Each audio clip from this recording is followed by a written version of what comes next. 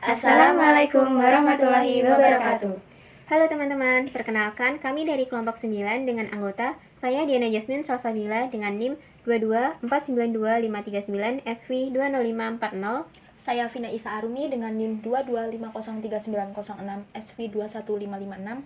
Saya Maria Salsa Fionda Putri Dianti dengan NIM 224965545 SV20974. Di sini kami akan memberikan penjelasan singkat mengenai sistem pencernaan. Sistem pencernaan merupakan serangkaian jaringan organ yang memiliki fungsi untuk mencerna makanan. Makanan-makanan tersebut akan diproses secara mekanik ataupun secara kimia.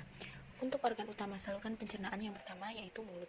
Di dalam rongga mulut ada dua jenis pencernaan yang terjadi, yaitu pencernaan kimiawi dan pencernaan mekanik. Pencernaan mekanik terjadi ketika kamu mengunyah makanan dan memecahnya menjadi potongan-potongan kecil. Sementara pencernaan kimiawi terjadi saat kelenjar ludah menambahkan enzim ke makanan untuk pemecahan lebih lanjut. Kemudian yang kedua ada faring. Fungsi utama faring adalah sebagai saluran alat pencernaan yang membawa makanan dari rongga mulut hingga ke esofagus. Selanjutnya ada kerongkongan. Kerongkongan adalah saluran yang menghubungkan tenggorokan dan lambung. Di dalamnya ada gerak peristaltik. Yang keempat ada lambung. Fungsi lambung secara kimiawi adalah mengubah zat makanan makro menjadi mikro agar mudah diserap tubuh. Di dalam lambung terdapat enzim pepsin, renin, dan asam lambung atau HCl. Yang kelima ada usus halus. Fungsi utama usus halus yaitu menyerap nutrisi dari makanan seperti lemak, karbohidrat, protein, vitamin, dan mineral. Pada usus besar, fungsi yang pertama yaitu reabsorpsi air dan ion mineral seperti natrium dan klorida. Yang kedua, sebagai tempat pembentukan dan penyimpanan sementara feses. Dan yang ketiga, usus besar berfungsi untuk fermentasi bakteri dari bahan yang tidak dapat dicerna. Pada anus, terjadi proses pengeluaran sisa-sisa makanan yang sudah tidak diperlukan melalui organ anus. Pengeluaran sisa makanan yang tidak terpakai oleh tubuh dan gas-gas yang berbau ini disebut tinja. Gigi berfungsi sebagai alat untuk mengunyah sehingga makanan dengan mudah dapat ditelan dan masuk ke dalam rongga pencernaan berikutnya. Bagian yang selanjutnya adalah lidah atau tang. Lidah tersusun dari otot lurik dan permukaannya dilapisi dengan lapisan epitel dan terdapat banyak kelenjar lendir atau mukosa. Lidah membantu pencernaan mekanik dengan gigi serta memiliki analisis sensorik yang dapat merasakan berbagai rasa seperti manis, asin, asam, dan pahit. Lidah berfungsi untuk membantu mencampur dan mencerna makanan, mempertahankan makanan agar berada di antara gigi saat dikunyah, serta sebagai reseptor makanan. Selanjutnya yaitu kelenjar ludah atau glandula salivalis atau disebut juga salivary glands, yang mana berfungsi untuk menyekresi saliva atau air liur yang mengandung enzim ptealin untuk mengubah amilum menjadi maltosa. Air liur sendiri berfungsi untuk membasahi makanan, mencegah mulut dari kekeringan, membunuh mikroorganisme, dan sebagai penyangga pH.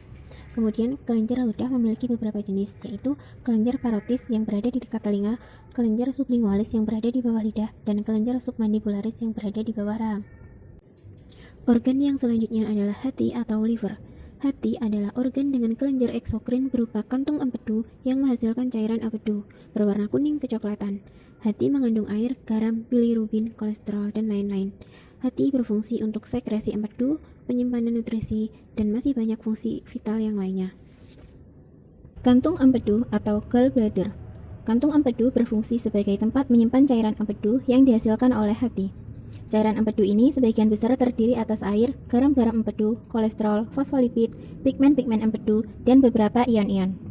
Selanjutnya adalah pankreas. Pankreas memiliki kelenjar eksokrin berupa sel asiner yang menghasilkan getah pankreas. Getah pankreas mengandung NaHCO3. Pankreas menghasilkan enzim diantaranya enzim amilase yang berfungsi untuk mengubah amilum menjadi glukosa, enzim lipase mengubah lemak menjadi asam lemak dan gliserol, dan enzim tripsin yang mengubah protein menjadi senyawa asam amino. Selain itu, pankreas juga memiliki kelenjar endokrin yang berfungsi untuk mensekresikan hormon.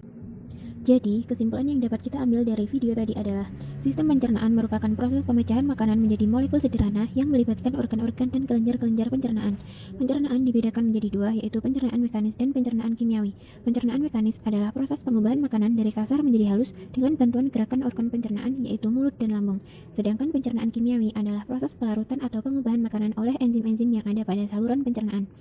Kemudian, organ pencernaan dibedakan menjadi dua, yaitu yang pertama, organ utama saluran pencernaan, meliputi mulut atau rongga mulut, faring, esofagus, lambung, usus halus, usus besar, dan anus. Yang kedua, organ pelengkap atau aksesori sistem pencernaan, yaitu meliputi gigi, lidah, kelenjar ludah, hati, kantong empedu, dan pankreas.